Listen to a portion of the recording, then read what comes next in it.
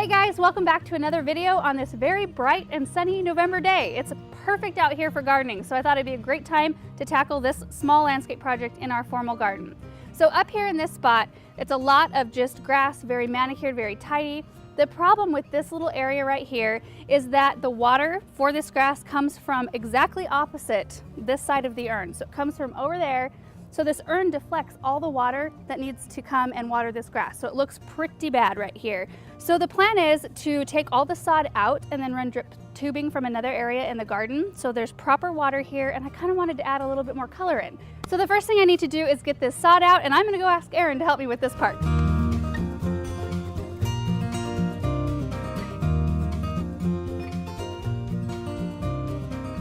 All right, so these are the plants that are gonna be in this area. I'm gonna start with a boxwood hedge. These are sprinter boxwoods. So these will line the entire perimeter of this spot. And then I'm gonna back plant these with the denim and lace Russian sage.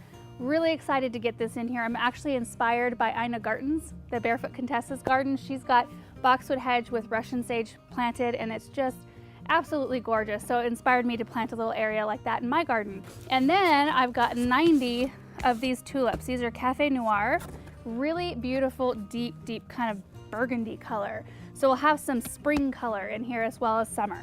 So I'm just gonna set all of these plants out and get them in the ground.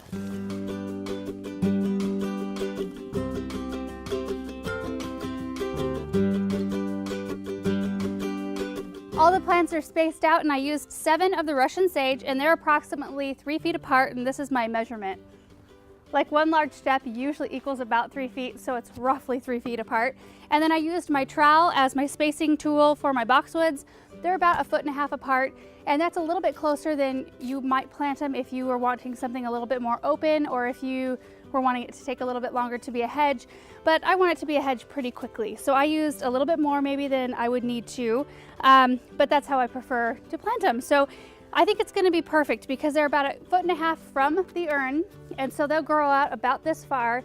And then I want my box hedge to be about this wide, so it can go over the edge a little bit and come in a bit, and they'll just barely touch. So I think the spacing will be perfect. So now I'm gonna plant.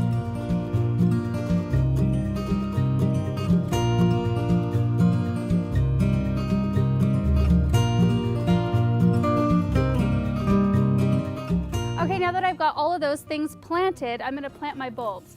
To do that, I've got 90 tulip bulbs to go all the way around the circle, and I wanna make sure I do it pretty evenly. So I'm gonna kind of divide it into quarters and then separate these bulbs into 22 each, so that makes 88.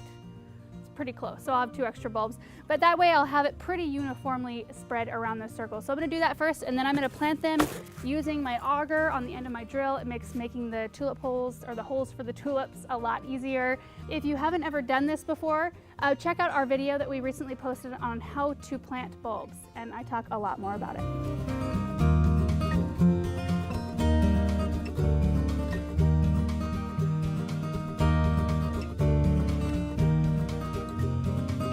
Okay, so it's the next day because we were losing light really quickly last night. So the last step is mulching, and that's really important to do for any new planting and really for any existing plantings in your garden, because it not only makes everything look really pretty and tidy, but it also provides a little bit of extra winter protection, and it provides some good stuff for the soil, especially for these boxwoods, which are naturally shallow rooted plants, so they really benefit from a good 2-inch layer of mulch in the fall. So I'm just gonna put my mulch down, and then I'll talk a little bit more about the plants.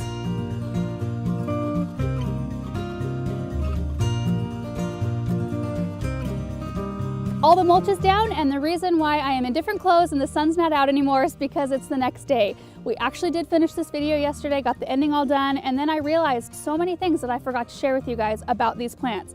There's always so many details about all these projects that I want to share, and I always forget something. So I wanted a second chance at this one.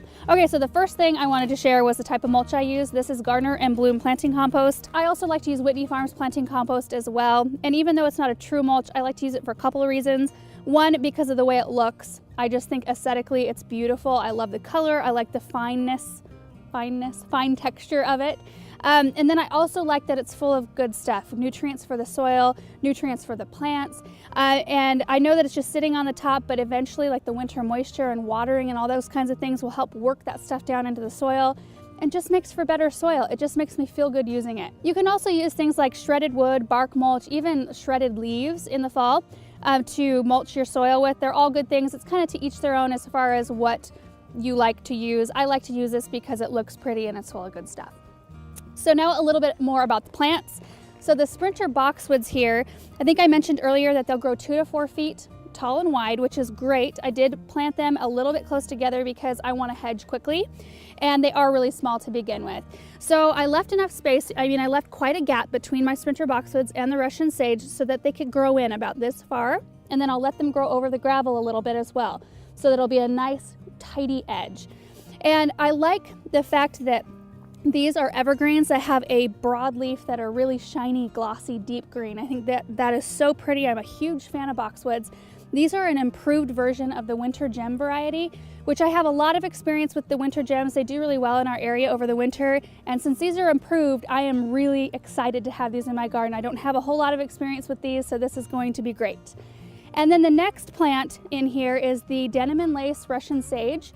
I picked this variety out specifically because it doesn't grow super tall like the traditional Russian sage that can get, like this tall.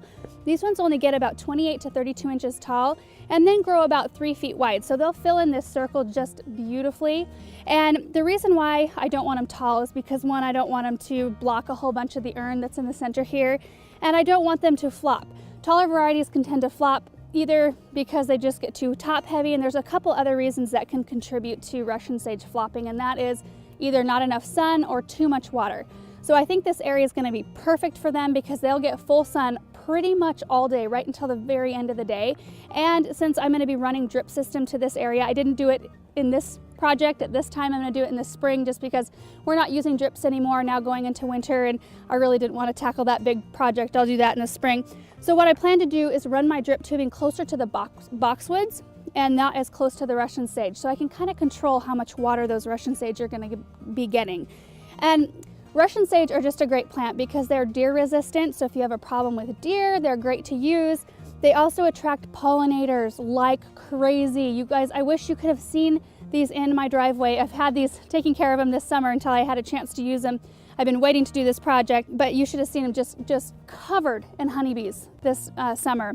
They also attract hummingbirds, which is really fun. So they start blooming about midsummer and go all the way through fall, and they bloom these really bright sky blue looking flowers. And the calyx, which the calyx is the covering that forms the flower bud, so that protective area around the flower bud before it opens is a calyx, and those are a really bright amethyst color. So you're getting this like purple blue beautiful color, and they're just wonderful. And then I've got 90 Cafe Noir tulips planted in between the boxwoods and the Russian sage. They go all the way around, and those are a deep burgundy tulip. Super, super pretty. I thought they'd be a really good contrast since our house is white and it's right behind us. I thought that the dark color with the white background would be really striking. So this is really a all year interest garden. I've got boxwoods, which look good all 4 seasons. I've got the tulips that will come and bloom in the spring, and then I've got the Russian sage that will give me color midsummer through fall. So my whole goal with this video is really to show off the plants and then start a new area in my garden. I love formal gardens, so I was really excited to get this one going. I also want this to be an encouragement to you. I want you to see this garden in its infancy, see what it looks like, and be encouraged that not all gardens are, they don't look mature when we put them in. All of our influences are coming from pictures in magazines and Pinterest and these beautiful, lush, full gardens, but they didn't start out like that. They started out like this. And I feel like a lot of people feel defeat and failure, and they want to stop because they put stuff in and think, oh, it doesn't look good. But it starts like this. Getting the plants in the ground is one step closer to that end goal. And I can see the future with this. I stand back. I was just standing back earlier and looking at it thinking, oh, this is going to be gorgeous. And I know it's not going to be in the epitome of its beauty for a few years, but even just having it going and knowing that I have that to look forward is just awesome. So I hope that this just really inspires you. I'm excited to bring you guys along for the journey, to give you updates as this thing kind of grows in. Of course, I think our first one will probably be when the bulbs are blooming this spring. So if you are not subscribed, make sure to subscribe down below. That way you can see all of our update videos and see how our garden is growing and how it's maturing. Thank you guys so much for watching, and we'll see you in the next video. Bye.